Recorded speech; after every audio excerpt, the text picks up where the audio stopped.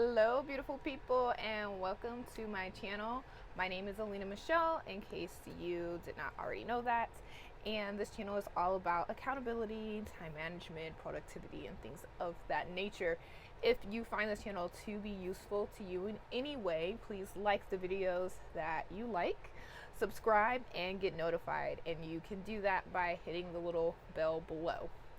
Today's video is going to be about 10 different ways that you can increase your productivity. So let's get started.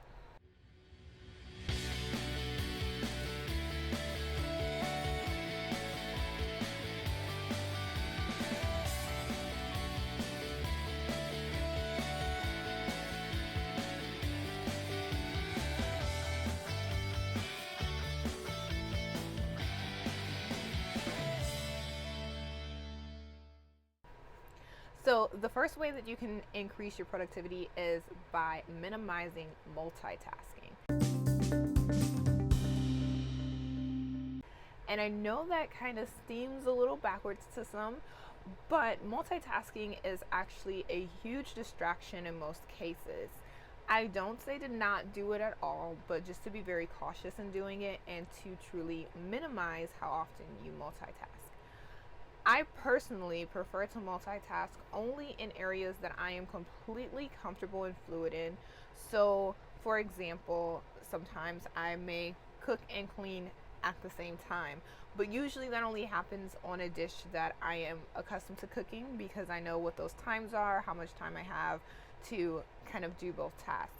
Or if I'm working on something with my daughter and I'm also typically cleaning or doing something for myself, if it's something that I'm used to doing and I kind of already know how much focus or energy is needed, then I can make a clear decision as to whether or not it's something to multitask.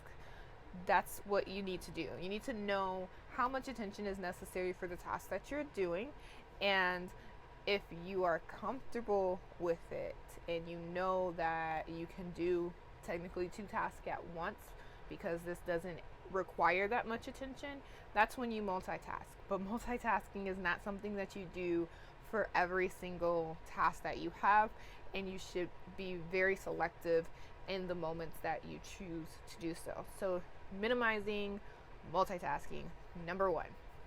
Okay, number two is to write a to-do list. Writing things down makes it more likely that it's actually going to happen.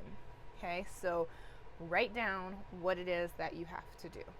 And I suggest actually writing multiple to-do lists and having your to-do list be based on the project at hand and not just having one long to-do list with a bunch of different tasks, because that's overwhelming and nobody needs that, especially when you're trying to be productive. Okay, so again, number two is to write a to-do list. Number three, playing right off of number two, is to prioritize your to-do lists. So each one of them should be prioritized. As I already mentioned, you want to break up everything into separate to-do lists, and to make sure that based on whatever your project is or goal is, that you have a different to-do list for each one, and each of those lists should be prioritized. So whatever is the most important should go first, and whatever is the least important should go towards the bottom. Now, one thing that I like to do to step this up even more with prioritizing is also setting times that you actually get certain things done, or taking those tasks and actually putting them into your schedule. So that also helps to get your prioritized to-do list complete. Just as a bonus, that one's not in the list. Number four, say no. This one is really difficult for a lot of us, especially from my experience, especially with mothers, saying no to other people and to things that don't serve your goal, your purpose, your task.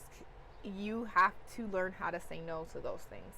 And it's hard at first, trust me, was hard for me. It's been hard for some of my clients to just say no. No, I can't do that. Unfortunately, I'm not available. I'm sorry, but I'm going to have to pass on that opportunity. If it does not align with your goals, what you're working on, who you're trying to become, then you need to say no. It's going to help you so much to end up becoming productive and stop being busy, because a lot of times we end up being busy because we're doing a whole bunch of things that do not serve our goals and our purpose because we didn't say no. Okay, so number 4, say no. Number 5 is do not jump ahead. Stay focused on the goal at hand. So part of the reason why we had number 3 to prioritize your to-do list is so that you know when you're supposed to be doing something, what's supposed to go first. Don't jump ahead to something that you'd rather be doing or that you feel like fits in that moment. Do your task in the order in which they need to be completed, because if you don't, you might have to go back and redo something because you did them out of order. So make sure that you are doing things in order. Don't jump ahead. Stay focused on what it is that you need to complete at that time. Once you've completed that task, then you can move on to the next one and everything will start to make sense. But if you jump ahead, you might screw up that whole lineup and have to start all over. So save yourself some time and stay focused. Okay, so number 5, don't jump ahead, stay focused. Okay, number 6, proper rest.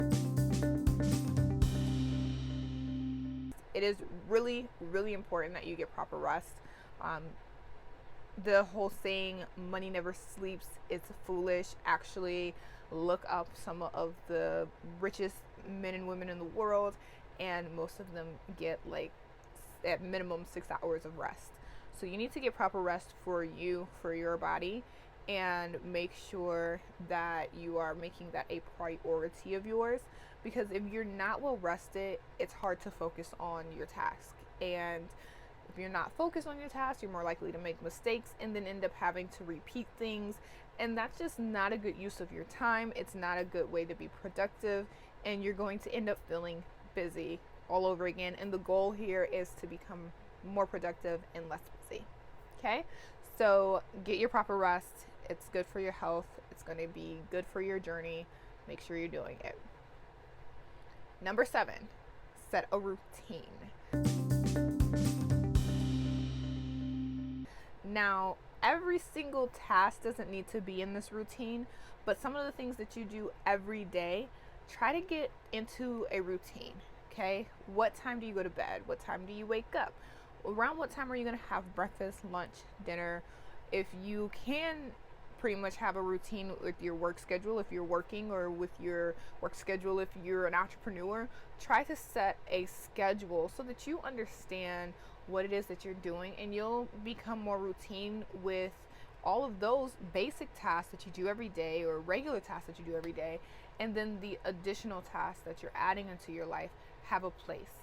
So it's much easier to find a place for those tasks when you have a routine than just trying to fit them in wherever and juggling them around, and essentially, like I keep saying, being busy because you don't have a routine. You don't have an idea as to when you're going to do different things.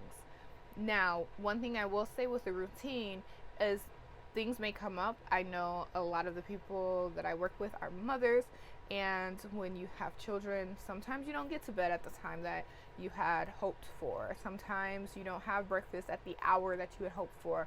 Be fluid with your routine. Understand that it may change. Understand that there may be days that you're not right on the mark with it, but it does help you on your journey to productivity if you at least have a routine and you have an idea of where you should be falling. You can even make up for time throughout the day when you know what it is you're supposed to be doing. So that's number 7, setting a routine. Number 8, this one's fun. It's to make a playlist. Music isn't necessarily the first thing you might think about when you're thinking about being productive. Some might see it as a distraction, and if you do, then you don't have to make a music playlist. You can make a podcast playlist if that's what you want to do. For me, it was music. Music's always been a big part of my life. My father and my mother played music throughout the house all the time. We pretty much knew what to expect based on what music was playing when we woke up in the morning. So music has always had a place in my heart for my mood, and I know that there are a lot of other people out there as well. For others, it may be a podcast. Whatever it is that gets you motivated and gets you to thinking about going out there and chasing your goals, being productive, holding yourself accountable, whatever it is that gives you that energy, put it into a playlist, listen to it whenever you're feeling down, and it can really help bring you back to where it is that you're trying to be. So I literally have a playlist called Mindset on Tidal. I have no idea if it's public or not. If I'll check, and if it's not, I'll make it public in case you want to take a look at it. But it's helped me to really get through a lot of down moments where I just did not feel like doing what I knew I needed to do. So make a playlist, podcast, or music, either one if it's helpful to you. If you find either of those to be a distraction, then you can completely skip this step as well. Okay, so number 9, tell other people about your goals. It's not to brag, it's not to gloat or anything like that, but when other people know about your goals, even if they don't really listen to them or don't really like hear, in the back of your head is this thing of like, I told so and so I was going to do X, Y, and Z, so now I have to go do it. It's another way to hold yourself accountable to reaching your goals. So when you tell somebody about it, you're more likely to actually work on those tasks and actually be productive about making it happen, because someone else knows what it is that you plan on doing. When it's just in your head, you can easily talk yourself out of it if you haven't structured your goal in a way to make it really valuable to you. It's easy to talk yourself out of it. But when someone else knows what you're going to do, it's like this thing of not wanting to look like a failure to someone else. So you're more likely to actually go out there and attack that goal. So tell someone about your goals. You don't have to tell everyone. It's not everybody's business, but tell someone about your goals. Okay? And the very last one is to get help from a coach or a mentor. This is really helpful if you are struggling. If you've tried all these things on your own and you still seem to be struggling with productivity, then seek some help. There is absolutely nothing wrong with getting some help. It's not that it's going to be a lifelong thing. It may be, it may not be. It just depends on what it is that you're working on and where you are in your life. But find someone who you can really relate to, someone who you can really vibe with. It's really important that when you are getting help from someone else, that it's someone that you can truly respect, that you understand that they're giving you valuable information and that they're actually there to help you. So be very selective in who you choose and make sure that that person's personality is actually going to mesh with yours, because typically you're going to be working pretty closely with that individual for a period of time, and you want to make sure that it's someone that is actually going to benefit this journey for you. So there's nothing wrong with getting some help. If you're looking for help, make sure you are very selective about who it is that you choose. You may already know that I am an accountability coach. If you feel like we might vibe well, my link is in the description of every single video, so you can click that link and actually set up some sessions with me where we can actually work through those things. So again, if you feel like you are not doing well on your own and you need some extra help, do not be afraid to ask for help and find the right coach for you. Okay. So those are my 10 ways to help you to become more productive. There are a ton of other tips and tricks on becoming productive or increasing your productivity. So we will probably have another list down the road that doesn't include these 10 things, but these are just 10 things that you can try out today to help yourself to become more productive. If you have any questions about any of the 10 things that I listed, drop them in the comments below. If you like this video, give it a thumbs up. Be sure to subscribe and hit that bell for notifications.